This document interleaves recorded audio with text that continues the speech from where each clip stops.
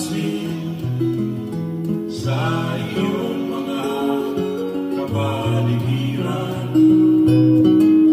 Kahit tuminan ng hangin, patingan ang mga ilog natin. Hindi na masamang pagunlad at malayo-layo na rin ang ating narating.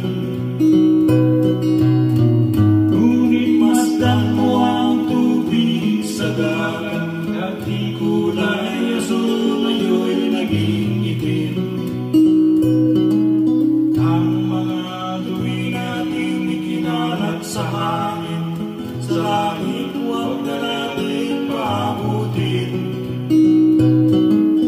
Upang kung tayo'y pumanaw man sa liwang hangin, sa langit natin matitikman.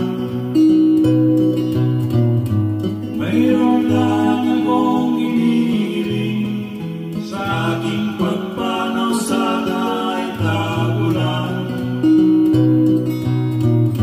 Gitara ko ay aking dadalhin, upang sa ulan lang tayo magkantahan.